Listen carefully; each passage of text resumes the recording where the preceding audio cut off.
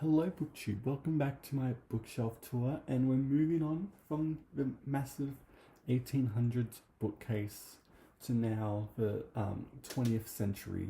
And so pretty much how this is organized, this is all on my desk, and this is the part you don't see because it's literally just stacks and stacks of books, and we'll get to the bottom part which you do see my videos in another video. But let's start. So again, chronologically, this goes from like 1901 all the way to the end of the 1940s. So let's see what we have here, because some of these are my favorite books. But first off, we have Such is Life by Tom Collins. I've talked about this book before.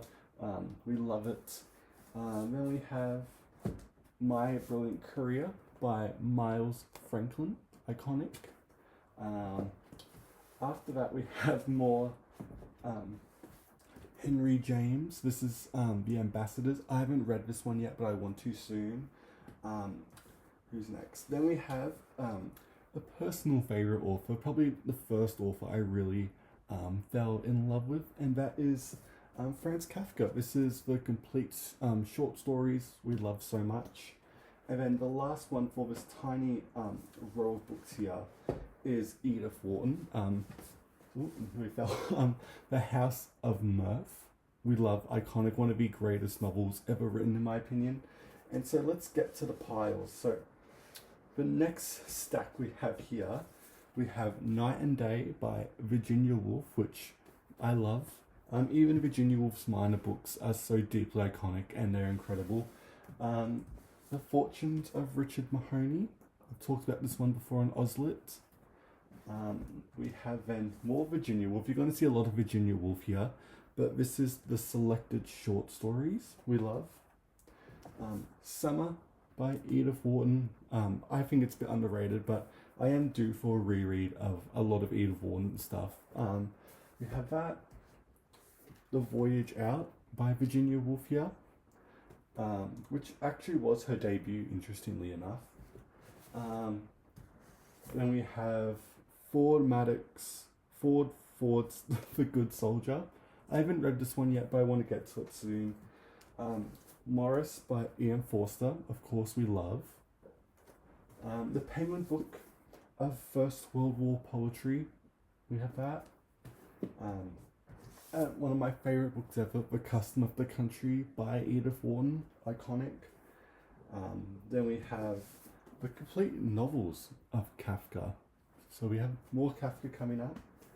And then we have Haji Murad by Leo Tolstoy. This is this is the Maud translation.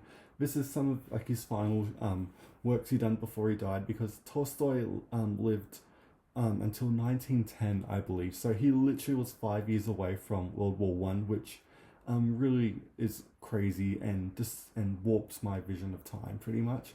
But yeah, so we got the last works that Tolstoy done. And then we have The House of Mirth by Edith Wharton. And then we have Ethan Frome too. So we have a lot of Edith Wharton here, but she deserves it because she's incredible. And then let's move on to the next pile here. So I'm making these as rows as I go. We have Letters to a Young Poet by Rilke, which I read and I really liked, but I want to give it a reread because I want to see if it holds up really. Orlando, one of the greatest books ever written. To the Lighthouse, we have that. A Room of One's Own and Other Stories. And sorry, Free Guinness, one of the great essays literally ever written in my opinion. Oh, it's so good. The Great Gatsby by F. Scott Fitzgerald.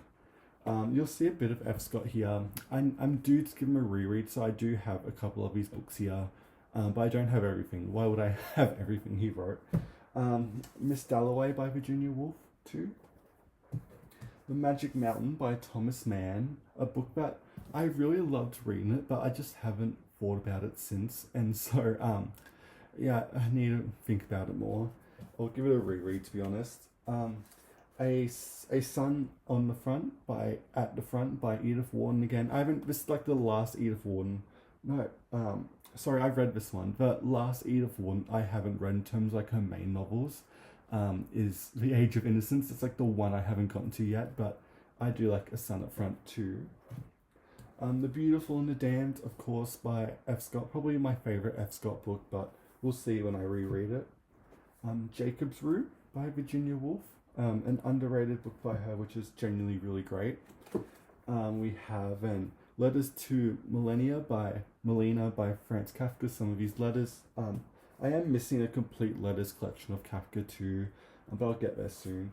And then the last one we have here is The Age of Innocence by Edith Wharton. Again, oops, sorry for that dust. I love these Oxford editions of her. They're so pretty. So yeah, let's keep on going. We're hitting the 30s now. We have a book that The Grapes of Wrath by John Steinbeck. I haven't read The Grapes of Wrath or East of Eden yet. I've read a bit of his other stuff. I like his non-fiction more than his fiction, but I do want to get to The Grapes of Wrath at some point. And then we have a book I absolutely hate, but I can't get rid of it because my friend told me not to get rid of it. And that is Finnegan's Wake. I don't want to even hold it. Rebecca by Daphne Dumar, we love. The Years by Virginia Woolf. Of Mice and Men by John Steinbeck. Tender as the Night by F. Scott Fitzgerald. Again, I need to reread it. Flush by Virginia Woolf. Then we have The Day of the Locust and Miss Lonely Hearts by Nathaniel West. I've always liked Nathaniel West. I've only read these two, but we'll see how he holds up after a reread, to be honest. So we have that. Then we have, but keeping on going, we have The Waves by Virginia Woolf. And then the last one for this section here is Ghost Stories by M.R. James, which is always a fun read. So see, I read horror every now and then. But let's go to the next section. As a divider, because this came out in the 30s, I believe, I have a massive hardcover of Gone with the Wind. I've never read Gone with the Wind before, but I just have a lovely hardcover of it. But I will get to it soon. So we have that. I'll move these out of the way. Then the last section we have today is the 1940s. So we have Shirley Jackson's The Lottery and Other Stories, one of the great short story collections in my opinion. The Road Through the Wall by Shirley Jackson, really good. Is it her debut? Yeah, it actually is her debut, so she started then. The Pearl by John Steinbeck, which was fine. Judith Wright's Collected Poems, iconic, what do you want me to say? Essential reading. Carson McCullers The Member of the Wedding. I haven't read Carson McCullers yet. I do have a couple of her stuff, but I just haven't gotten to her yet. Then we have Robert Penn Warren's All the King's Men. Haven't read it yet, but I want to. The Moon is Down by John Steinbeck. Really enjoyed. Is it my favorite? No, I think I have some more other ones I like more. Then we have Virginia Woolf's final novel, Between the Acts. Really interesting, and no one really talks about it, but I really love it.